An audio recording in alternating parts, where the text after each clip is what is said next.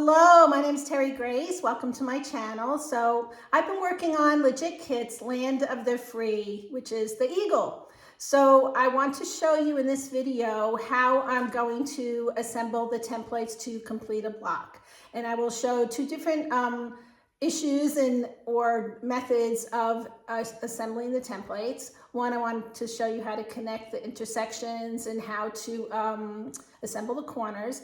And then there will be another section where I want to show you how to assemble two templates that have extreme color changes, because when I assemble these templates, I will be pressing the seams open. So you have to be a little more mindful of your thread choices, because the threads could show through a little bit because you're pressing the seams open. So I will go over those two different situations and then assemble the block. Okay, let's get to work. Okay, so before I start assembling block E5 and show you how to connect some of these templates to create the block, I just wanted to mention one more thing that I wish I had mentioned in part 2 when we were putting the templates, prepping the templates together.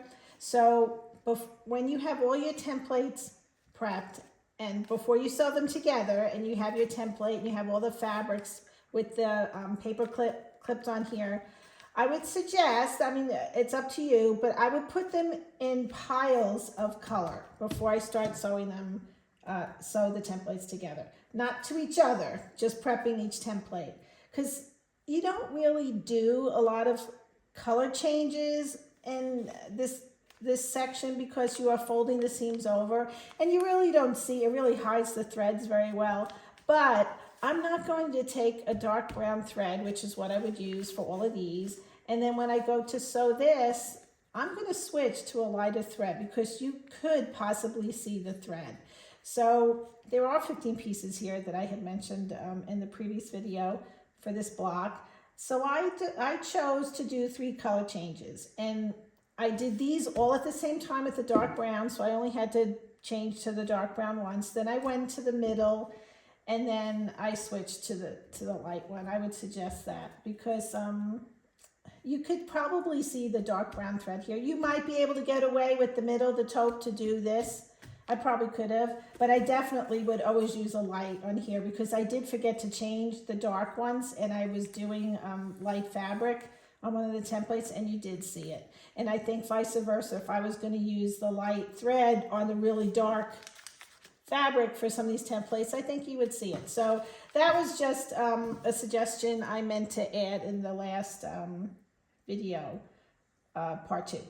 All right, I'll come back in just a minute. I'll organize these and I'll tell you how we are going to put them together. So the first thing I'm going to do is pull out the assembly guide for block E5. So this tells me the order that I should sew the pieces. So I'm going to take my templates, I'm going to flip them upside down. I want to make sure all the letters are facing in the right direction. That will help you locate them easier and put them in the correct order. So this is the layout. It will help you figure out what spot goes where. I just kind of did it loosely here, but it gives me an idea. Everything is pretty much in the same area that it needs to go. So the first 2 pieces that they're telling me to sew together, if you look, it's all E5, but each template has a letter. So you go into that order. So I want E5A, and I sew E5A to E5B. So I need to connect these 2 pieces. So I take these, and I'm going to be sewing them right sides together like this. And now I'll show you how I connect the joints. And this method is for any paper piecing pattern or project or the Legit Kits. This is just basic paper piecing connecting methods. So I get my straight pins, and this is a joint right here. When you have seams like this, so this basically wants to go like that. So I'm going to turn this over, and the first thing I do is I like to connect the joints first because you're going to need some play to get these going. So if I pin all this and then I get to the joint, I don't have much room to work with. So here's my joint, I want to go, this is my 1/4 inch sew line. This is the sew line right here, this black line right here. And there's my stitch line, so I want it to go right through there. And make sure, now you see how that doesn't come out, but it comes over the seam a little bit. I just want to make sure it comes through there. So that looks good, that looks good. And by the way, I'm using really fine straight pins. Don't use those, they bend really easy for this. I need to get new pins. So then this is a 1/4 inch here, and see this intersection right here? That's exactly where, can you see that? Let's get these lights better. That's exactly where that needs to go. And see, it comes right out there, just to double check. So now I want to make sure my pin is standing straight. You don't want it to be like this or like that. That means the alignment's off. You want to make sure it's coming straight up. So I'm not going to pin that together yet. I'm just going to leave it just like this, because if I go to pin it fully, it's going to shift, and I don't want it to shift. I want it to stay in place. So here's my next corner. I need to put this pin through here, and then I want it to come out there. So to make sure it's going to come out there, here's a little easy method I do. I go through this side, I poke it through there, I kind of wiggle it. You make a little pinhole. Make sure that doesn't come out. I put it through here, and I could see where that pinhole is. You could even hold it up to the light, you could see it. So I know it's going to go right there. See? Okay. So now, make sure this one's straight. This one, I'll pin. I gotta maneuver that to make sure this stays straight. And then, because there's a lot of fabric here, there's some bulk here, that's why it's hard to pin this one down. So I'm gonna go where it thins out right next to it and make sure that this stays even. The reason why you want to make sure this stays even, so the sew line, if this is even, your sew line will be right on that line on the back as well. You want to try and be as accurate as you can with these paper piecing projects. So I will hold this as tight as I can, keep that pin, make sure it's still staying straight, and that's pinned. So now before I pin all this, because I need some fabric to handle here, I'm going to do this end. Okay, so these pins drive me crazy. They're all crooked.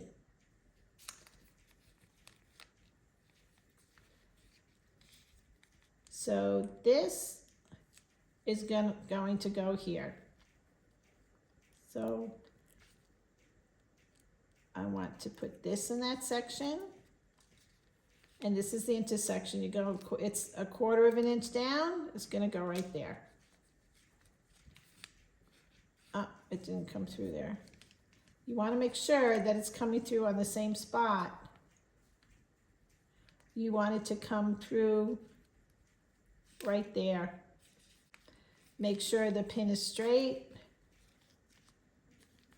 And then since this is a little bulky, I'm going to pin it, tighten it on both sides of that pin and keep that pin straight.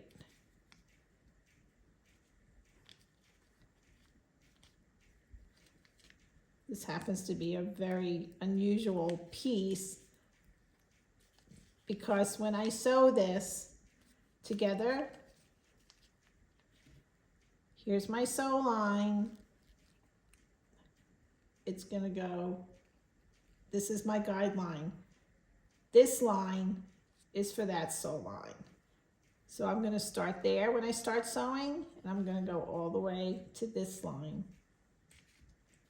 Okay, so that stays straight. See what I mean by unusual piece? See, that comes down, but that's the way it's designed. I don't want you to get, turned around with that. So as I'm pinning this, I want to make sure we're keeping this level. One side is not lower or higher than the other. And you could check by looking at the other side. See, I can't see any fabric higher than this. And vice versa. So that's staying nice and level. You take your time with piecing these little, all right. So I kind of keep these in until this sewing machine gets a little closer, and as it gets closer, I slowly lift it. So let's go to the sewing machine and see how this comes out. I also want to mention, when we are sewing these templates together, this is the one time I will be pressing the seams open. So because of that, it's important to use matching thread. So I'm using kind of a taupe, a little, not a very dark brown, but a thread that will blend in here, because you possibly could see the thread in some areas. All right, and we want to lock the ends on both ends. You want to lock your stitches on both ends. So I will lock.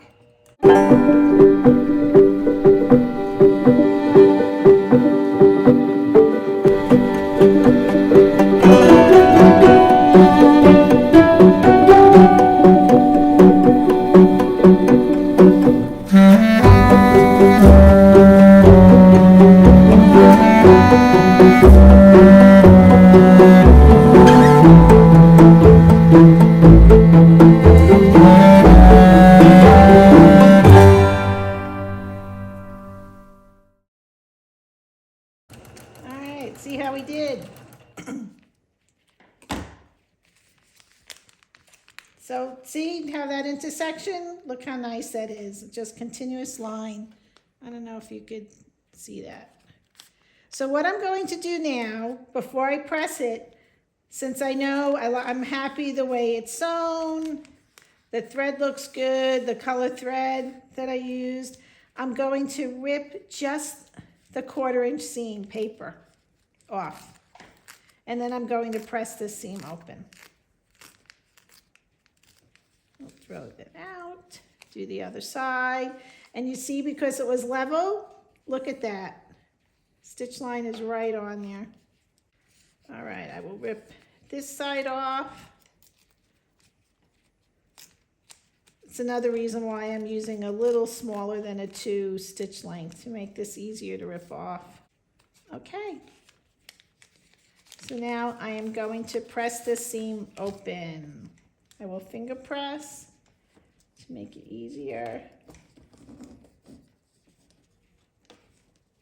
See how it gets bulky in these intersections? Some of them have like 10 fabrics in one intersection. Gets a little challenging. There you go. So I'm going to do another one. I want to show, it's going to take a long time to obviously piece all these templates together, but I want to show you how to handle sewing 2 templates together that are extreme colors, because you are pressing the seams open and you could see the thread. So I actually do a color change in the middle of the seam, and I think it's important. You'll get nice results with that. So I think it's important to take the extra step and do that, and I'll show you how we do that. So I pressed the 2 templates. I pressed the seam. This is a seam right here. And what I also like to do is, right before I press, I take that best press and I just dabbed a few drops on this, and it gives you a nice flat seam. See, because there is a lot of bulk here. You want to try and get it as flat as possible. So that helps a lot. I really like that. So now I'll just clip some of these dog ears here. You know, clean house a little bit. So these are the next 2 pieces I need to sew. And this doesn't happen too often, but it's really important, I think, to take this extra step. At least I know I do, because I'm going to be pressing the seam open, but look what happens in the middle of the seam. I'm going from a dark fabric to light. Now, if I'm using a taupe thread right now for here, but if I continue and use it here, there's a chance that I'm going to see it. So I am going to stop here as I'm sewing the seam, lock my threads, and I am going to change thread to a lighter thread and continue on. It's just worth it. It looks a lot better. That's up to you whether you want to take that extra step. It doesn't happen too often in the templates, but when I see that, and especially this is a long area, I will change the thread.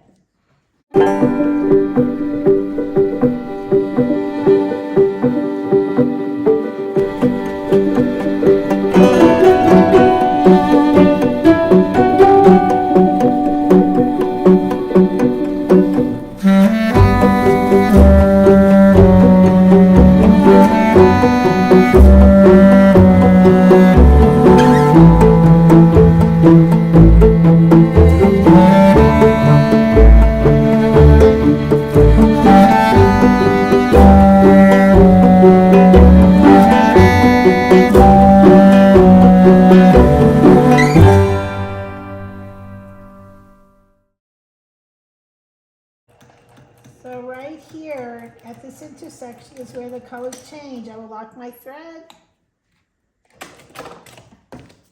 remove the template, and I will change my thread color.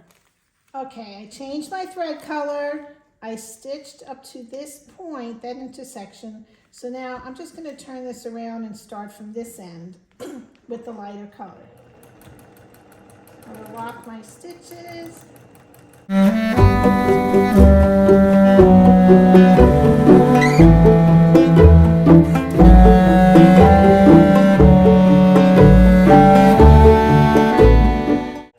So this is the intersection right here. And I'll just do a little back stitch. Okay, let's see how this looks.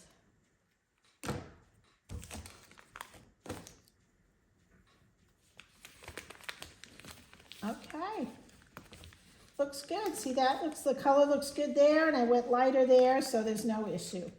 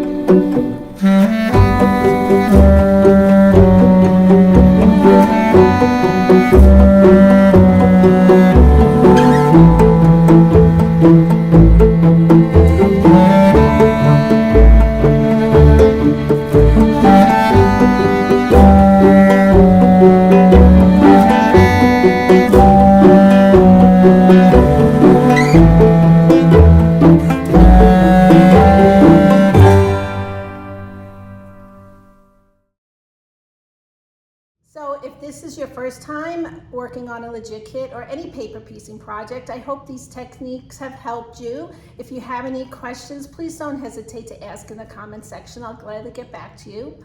I'd like to thank you for watching, and I'm going to take my finished block right now and I'm going to pin it on the design board I put together the other day. It's a little wobbly, but it serves its purpose, and the block goes right in that spot. So I see the light at the end of the tunnel. I just have one more row to go. And in part 4, I will get back to when all the blocks are sewn together and I'm getting ready to put the quilt on the long arm. And I'll talk to you about how the quilting designs I plan on doing on this quilt on the long arm. So thank you again for watching and have a great day.